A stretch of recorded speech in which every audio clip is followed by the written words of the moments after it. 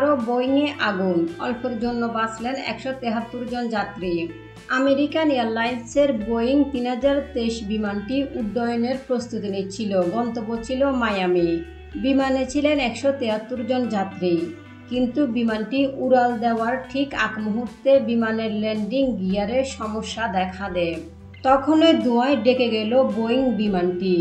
যাত্রীদের মধ্যে শুরু হয় হুড়োহুড়ি। অল্পের জন্য বড় বিপদের হাত থেকে রক্ষা পেলেন 173 জন যাত্রী এবং 6 জন ক্রু। শনিবার দুপুরে ঘটনাটি ঘটেছে আমেরিকার ডেনভার আন্তর্জাতিক বিমানবন্দরে। আমেরিকান সময় তখন 2:45। এই সময় কন্ট্রোলার ককপিটে সতর্কবার্তা পাঠান। তিনি জানান বিমানটিতে প্রচণ্ড ধোঁয়া দেখা যাচ্ছে, আগুনের শিখাও লক্ষ্য করা যাচ্ছে, ক্রমশ সেটা ছড়াচ্ছে। তার কিছুক্ষণ পরে কন্ট্রোলারের আবার সাবধান বাণী, আপনারা একেবারেই আগুনের মধ্যে পড়েছেন।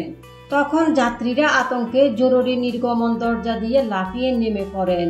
ওই দুর্ঘটনার বেশ কয়েকটি ভিডিও ইতিমধ্যে ছড়িয়ে পড়েছে সামাজিক যোগাযোগ মাধ্যমে। তাতে দেখা যাচ্ছে বিমানের বাঁ দিকের পিছনের অংশ দিয়ে গল গল করে কালো ধোঁয়া বের হচ্ছে। তখন লাফ দিয়ে নামতে দেখা যায় বেশ কয়েকজন যাত্রীকে। পরে দমকল বিভাগের তরফ থেকে জানানো হয় আগুন নেভানো গেছে, তবে কী কারণে আগুন লাগলো তা খতিয়ে দেখা হচ্ছে। অগ্নিকাণ্ডের তদন্ত শুরু করে দিয়েছে ফেডারেল এভিয়েশন অ্যাডমিনিস্ট্রেশন।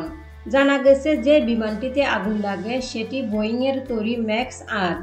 বিমানের চাকায় কিভাবে আগুন লাগলো তা এখনও জানা যায়নি, তবে কর্তৃপক্ষের তরফে জানানো হয়েছে যাত্রী এবং বিমান কর্মীদের সবাই নিরাপদে বের হয়ে আসা সম্ভব হয়েছে।